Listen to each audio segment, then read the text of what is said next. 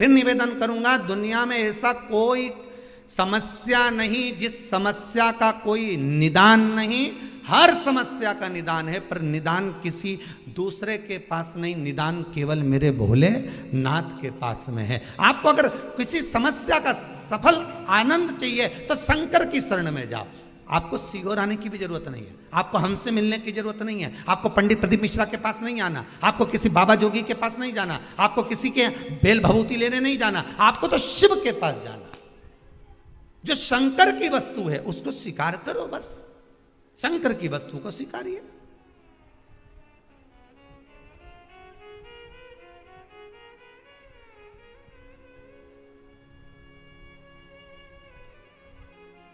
शंकर की वस्तु को स्वीकार करना चालू कर दीजिए। अरे भाई, शिव महापुराण की कथा तो यहां तक कहती है, यहां तक वर्णन कर रही है, जिस व्यक्ति की नौकरी नहीं लगती, सर्विस नहीं लगती, हर जगह पर अप्लाई कर रहा है, बार बार इंटरव्यू देने जा रहा है, लगातार उसको अगर सफलता प्राप्ति नहीं हो रही है तो धतूरा ढूंढो। धतूरा कहीं बाजार में नहीं मिलेगा, किसी वृक्ष से धतूरा तोड़ लिया, कुछ मत चढ़ा, तू शंकर जी के मंदिर में जाकर तेरा नाम और गोत्र बोल और शिव जी को धतूरा चढ़ाना चालू कर दे और बाबा से विनती कर, धतूरा चढ़ाना चालू कर। अब धतूरा कोई बहुत कीमती होता है क्या? बहुत पैसे का मिलेगा क्या? कहीं पे भी मिल जाएगा। धतूरा तोड़ और चढ़ा शंकर जी को। रोज नियम बना ले कि एक धतूरा मैं शंकर जी को चढ़ाऊंगा, प्रतिदिन चढ़ाऊंगा, शिव जी से जाकर निवेदन करूंगा प्रतिदिन। शंकर जी की प्रिय वस्तु में धतूरा, बेलपत्र आदि कादि की तो है, क्या है? चढ़ा रोज एक धतूरा, फिर वही धतूरा जिसकी यहां तू इंटरव्यू देने जा रहा है उसी के सिर पे चढ़ गया। जो तूने शिव जी के चढ़ाया वही धतूरा वहां चढ़ा है, तू क्यों चिंता करता है? भगवान की शिवरात्रि साधना की रात्रि होती है।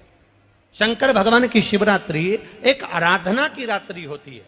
हमने पहले भी कथाओं में कहा, हर महीने शिवरात्रि आती है, प्रत्येक महीने शिवरात्रि पड़ती है, और प्रत्येक महीने की शिवरात्रि पर अगर आपसे बन सके, आप दुनिया में अगर आपके पास में लोग कहें कि ये बहुत गरीब व्यक्ति है, बहुत साधारण व्यक्ति है, इसके पास धन नहीं है, वैभव नहीं है, सत्ता नहीं है, इसके पास खुद का मकान नहीं है, इसके पास खुद की प्रॉपर्टी नहीं है, इसके पास खुद की दुकान नहीं है, दूसरे के यहाँ काम करता है, इसके पास कुछ भी नहीं है, हम उनसे कहेंगे 12 महीने शिवरात्रि आती है, 5 जगह पर चढ़ाई हुई बेलपत्र, आप एक वर्ष 12 शिवरात्रि का एक नियम ले लो, 5 जगह पर बेलपत्र समर्पित करना सीख जाओ।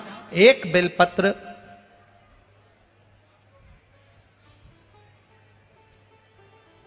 ये शिवलिंग, ये जलाधारी, बहुत ध्यान से देखना, ये चरण जहां से जल नीचे गिरता है, गणेश जी का स्थान, कार्तिकेय जी का स्थान, ये हस्तकमल माता पार्वती जी का हाथ हस्तकमल, शिवलिंग भगवान शंकर का स्थान। ऊपर से जो एक एक बूंद जल शिवलिंग के ऊपर गिर रहा है, शंकर भगवान की 5 बेटियां जया, विषहरा, शामरीबारी, दौतली, देव। बीच में जो एक मोटी सी लाइन है वो शंकर भगवान की छोटी लड़की, क्या नाम है? अशोक सुंदरी। ये पूरे शिवलिंग का वर्णन। 5 जगह पर बेलपत्र, 5 स्थान पर बेलपत्र, 12 महीने की शिवरात्रि। आप दूसरे के यहाँ काम कर रहे हो, नहीं है नौकरी, नहीं है काम, दूसरे के मकान में रह रहे हो, खुद का मकान भी नहीं, खुद का प्लाट भी नहीं, खुद की प्रॉपर्टी भी नहीं, बहुत संघर्ष की जिंदगी जी रहे हो, ठेला धका रहे, लॉरी चला रहे, गाड़ी चला रहे, ऑटो चला रहे, अपने लिए करने का प्रयास करना। घर में जितने सदस्य हैं, 12 महीने शिवरात्रि आती है, एक बेलपत्र अशोक सुंदरी वाली जगह पर, डंडी का मुंह नीचे की ओर। दूसरी बेलपत्र माता पार्वती जी के हस्त कमल पर। ये 2 पत्ती जो होती है, इस पत्ती के 2 भाग शिवलिंग के बीच में हो। तीसरी बेलपत्र भगवान शंकर के शिवलिंग पर, डंडी का भाग आपके विपरीत दिशा में हो, विपरीत दिशा। चौथी बेलपत्र भगवान शंकर का जहां से जल बहकर जाता है, जमीन पर जो जल बहता है, जमीन पे से जो जल बहकर जाता है, चौथी बेलपत्र उस जमीन के जल पर जहां से वो पानी बहकर जा रहा है, पूरे शिवलिंग को छोड़कर जहां से पानी जमीन पर बहकर जा रहा है उस स्थान पर। और 5वीं बेलपत्र नंदी का जो पांव ऊपर उठा हुआ है उस पांव के पास में 5वीं बेलपत्र समर्पित करना।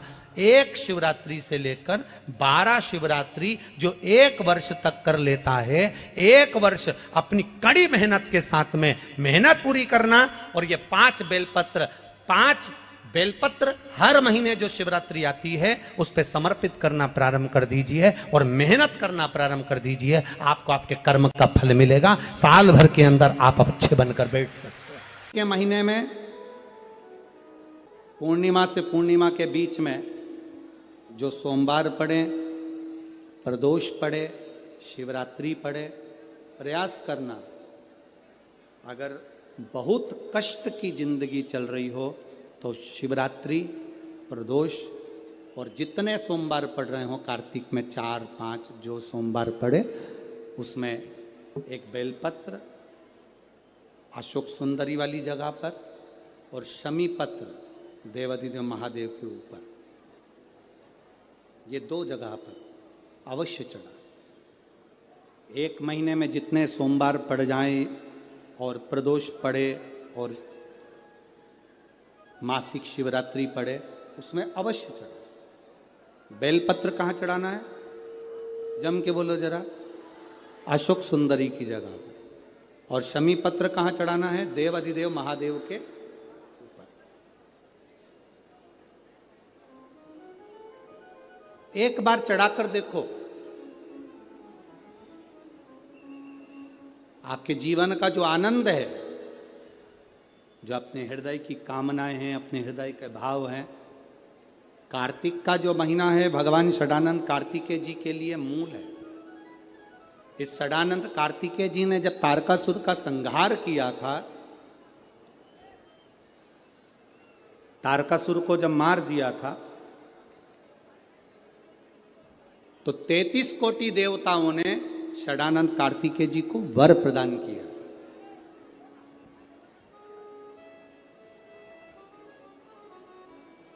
कार्तिकेय जी को वर प्राप्त हुआ।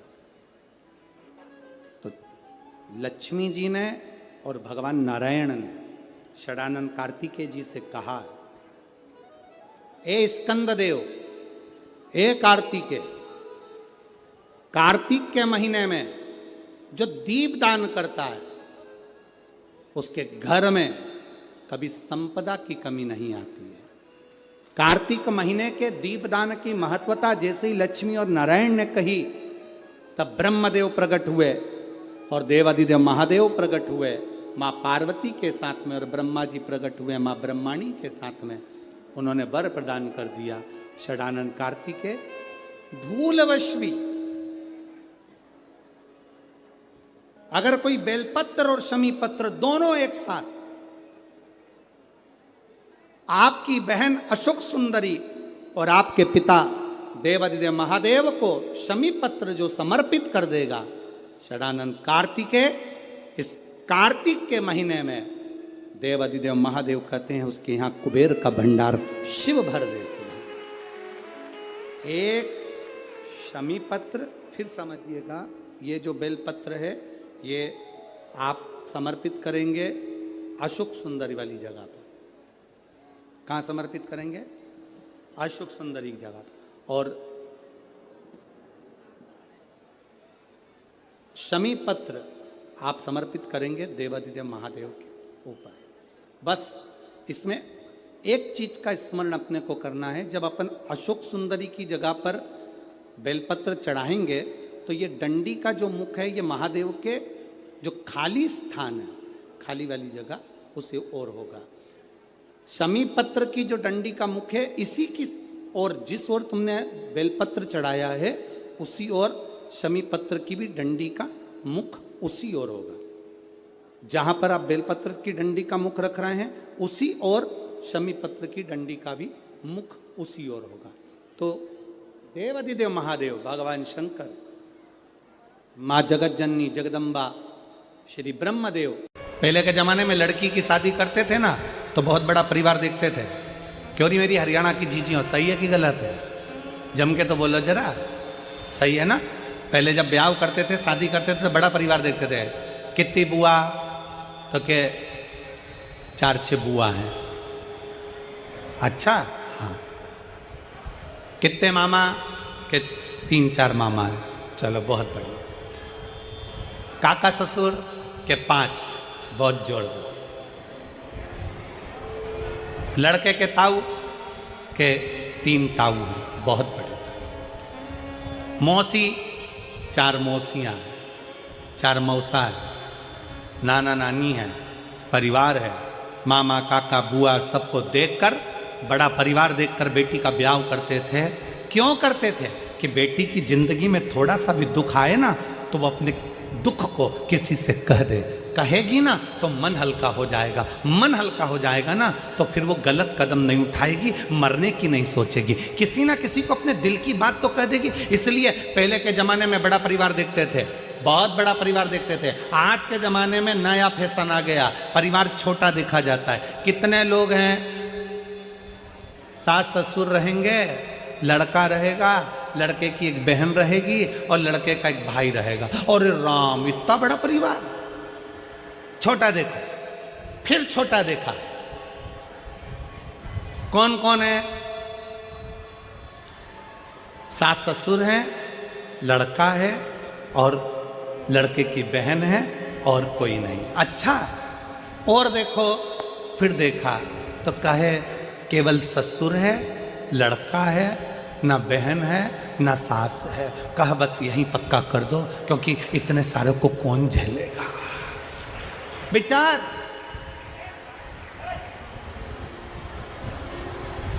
शिव महापुराण की कथा कहती है, बड़ा परिवार हमारे दुख को, हमारी तकलीफों में। मोबाइल कौन कौन चलाता है? हाथ उठाओ जल्दी से। सब चलाते हो? व्हाट्सएप पे कितने ग्रुप बने तुम्हारे? जम के बोलो जरा, कितने ग्रुप से तुम जुड़ी हुई हो? 2 से जुड़ी हो, 4 से, 6 से? जितने लोग मोबाइल चलाते हैं, जितने आस्था चैनल पर सुन रहे हैं, जितने फेसबुक पर सुन रहे हैं, जितने यूट्यूब पर जो सुन रहे हैं कथा को, जितने टीवी पर सुन रहे हैं और जितने इस पावन प्रांगण में सुन रहे हैं, मोबाइल चलाते हो, तुम्हारे मोबाइल में 4-5 ग्रुप तो जुड़े होंगे। व्हाट्सएप पे, इंस्टाग्राम पे भी लोग जुड़े होंगे।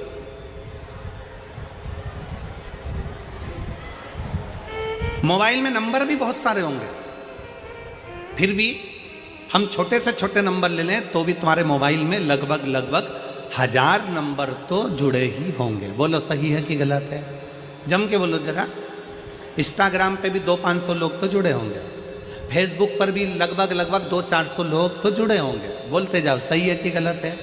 यूट्यूब पर भी तुमसे 200-500 लोग जुड़े होंगे।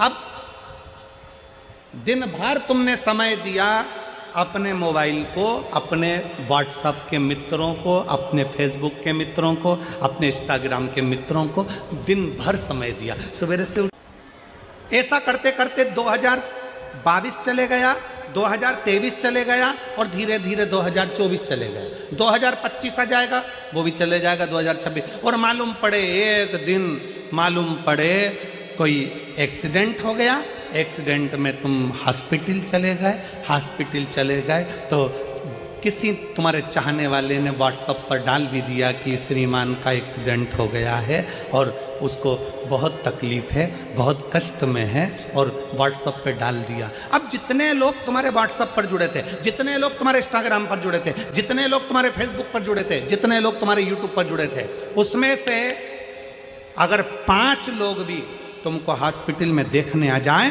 तुम्हारा दुख कम करने आ जाएं, तो बता देना, जिसको तुमने समय दिया, दिन भर मोबाइल पर लगे रहे, वो तुम्हें हॉस्पिटल में संभालने नहीं आएंगे।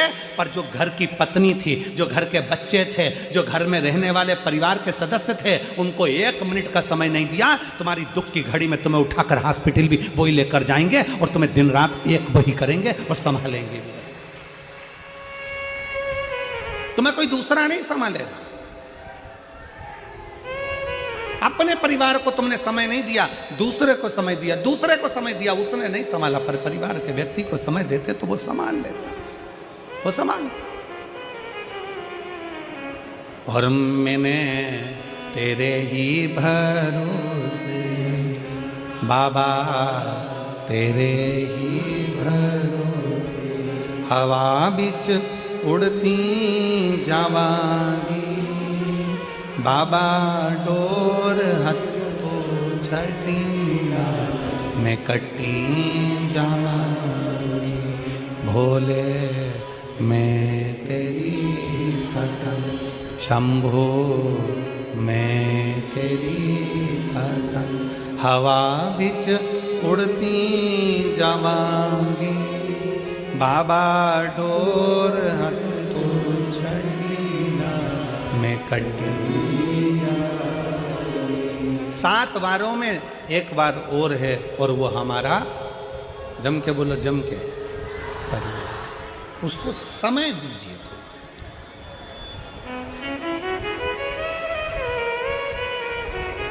उस परिवार का एक सदस्य और है,